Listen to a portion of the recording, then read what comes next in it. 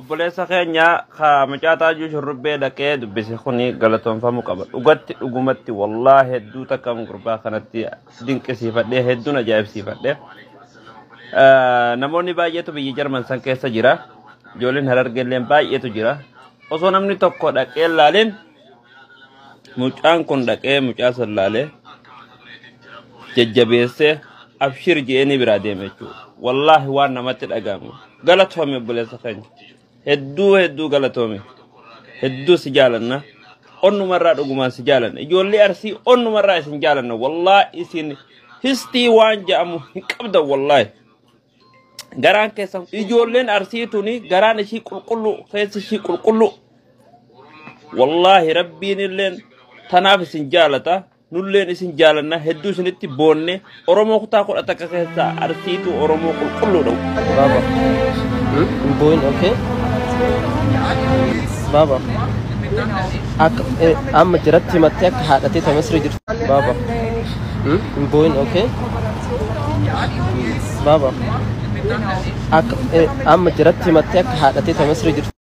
Obboleessa keenya mucaataa juu shurrubbee dhaqee dubbise kuni galatoonfamuu qaba. Dhugatti dhugumatti wallaahi hedduu takka gurbaa kanatti dinqisiifadhee hedduun ajaa'ibsiifadhee. Namoonni baay'eetu biyya Jarman san keessa jira. Ijoolleen Harargeelleen baay'eetu jira. Osoo namni tokko dhaqee laaleen mucaan kun dhaqee mucaa san laalee jajjabeessee abshir je'anii biraa deeme jechuudha. Wallaahi waan namatti dhagahamu. Galatoome obboleessa keenya. Hedduu galatoome. Hedduu si jaalanna. Onnumarraa dhugumaan si jaalanna. Ijoollee Arsii onnumarraa isin jaalanna. Wallaahi isin histii waan jedhamu hin qabdan wallaahi. Garaan keessan qulqullu. Ijoolleen Arsii tuni garaan ishii qulqullu, keessi ishii qulqullu. Wallaahi rabbiin illeen tanaaf isin jaalata. Nulleen isin jaalanna hedduu isinitti boonne Oromoo kutaa kudha takka keessaa Arsiitu Oromoo qulqulluudha. Obboleessa keenya mucaataa juu shurrubbee dhaqee dubbise kuni galatoonfamuu qaba. Dhugatti dhugumatti wallaahi hedduu takka gurbaa kanatti dinqisiifadhee hedduun ajaa'ibsiifadhee. Namoonni baay'eetu biyya Jarman san keessa jira. Ijoolleen Harargeelleen baay'eetu jira. Osoo namni tokko dhaqee laaleen mucaan kun dhaqee mucaa san laalee jajjabeessee abshir je'anii biraa deeme jechuudha. Wallaahi waan namatti dhagahamu. Galatoome obboleessa keenya. Hedduu galatoome. Hedduu si jaalanna. Onnumarraa dhugumaan si jaalanna. Ijoollee Arsii onnumarraa isin jaalanna. Wallaahi isin histii waan jedhamu hin qabdan wallaahi. Garaan keessan qulqullu. Ijoolleen Arsii tuni garaan ishii qulqullu, keessi ishii qulqullu. Wallaahi rabbiin illeen tanaaf isin jaalata. Nulleen isin jaalanna hedduu isinitti boonne Oromoo kutaa kudha takka keessaa Arsiitu Oromoo qulqulluudha. Sirbini bayi narraa gandarratti sirbini ifa baadhi imboyni usin doyne hannetti gori jirtu kuno harakaata maali jamame Ini harakaata munaafiqummaa eegataate maaliif dileeyde waan ati qabattee deemtu kun amala maaliif jaam amala jaahilootaa keessaa tokko jechuudha. ilmaa eegata'uu beekte maaliif waan akkanaa dileeyde Wajjin jiru amma bootee inni jiru kanallee gaafadheen jira. Haadhaan wajjin haadhatee. as ustaazaa si teenye nuti maal Assalamu alaikum warahmatullahi wabarakatuh. Akkam jirtu ilmaan Oromoo nagaa keessanii jirtani. Video inni boosan ka gadhiisee fi namoota tokkotu gadhiisuun barbaanne namoota tokko videoon gadhiise awwalaa san irra sossobeenii waa meeqa jedheeni jechuudha. Arragaagga'eeni micaan si wajjin dhaabateeyyuu si wajjin haasa'uu hin danda'u. Jara kadhee suuqii geessee waa biteefi jechuudha. Arragaagga'eeni video nagaa san waraabe. Video san gadhiisennaan namoota tokko ka achi jala kolfitantu jira.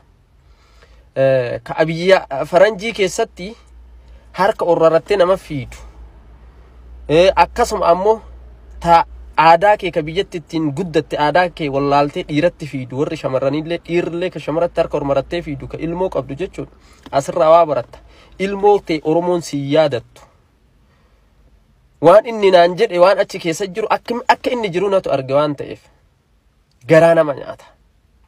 Dhugaa rabbi namni anarra beekaanillee jira ka aktiivistillee jira kanniin guutuu keessaa namni tokko micaa kana bira dhaqu jechuun garaa nama nyaata. Intala takkatti yoo itti dhaqee gaafate waan namni dhaqee gaafatu see dhugaa rabbii akkanan seen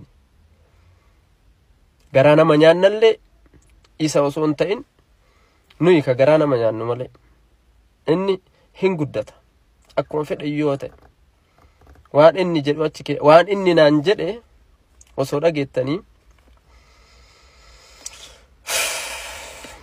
hay Oromoo siniin jedhan hay Oromoo hay jedha Hacaaluu Hundeessaa wallaahi billaahi gaafachuu barbaadan namni isa gaafachuu barbaadan yoo amma kanaan dura raftanii sila Oromoo fi Ashawaa takkaadha Ashawaa kanallee yoo bubbeen dhuftee hin kaasin beeta bootii irraan socho'u gaafachuu barbaadan micaa kana rabbii isin uume jedha wallaahi micaan maal jedhe beetani Oromoo nan gaafatan maalii fi goddanyoonni taajuu jedhe bar laa ilaaha illallah isinii gadaadhiisu waan inni haasa'e abbaa koo yaade jedha laan yeroo takka waa baay'ee dubbachuun faayidaan qabu viidiyoo sana asirra isinii gadhiise waan inni jedhu san waan inni haasa'u san jechuudha sa'aatii tokkoo fi lama ol waan akka sa'a lama akkana bira ture sa'a tokko folakkaa akka sa'a lama akkana waan inni haasa'u osoo isinii gadhiise inni haasa'u dhiisa galatooma. السلام عليكم ورحمة الله وبركاته وبلسخية ilma taajuu shurrubbee bakka inni jirutti dhayxee daawwattee akkanatti viidiyoo illee nu garsiifte hedduu takka galatoomii ulfaadhu kabajamii wallaahi waan ajaa'ibaati dalayte ilma taajuu shurrubbee guyyaa lamaa sadii namuu irraa dubbatee sanbooda du'aa fi jiruu isaa namni irraa quban qabne Oromoota baay'ee biyya Jarman keessa fi biyyoota Awurooppaa keessa jiran kana namni hundi calma jee fageenya irra jirulleen gurbaa kana akka nama du'ee awwaalametti namuu irraanfate ati ammoo dhayxee daawwattee gurbaa kana waan inni keessa jiru ifiifillee beeyte waan rakkina inni qabu irraa hubattee nuufillee bifa kanaan nu garsiisuu keetitti hedduu takka galatoomii nama galata guddaa kennamuufii qabu rabbiin jazaa keessiif haa kafalu ati nama yeroo namni dhabametti nama tahee argame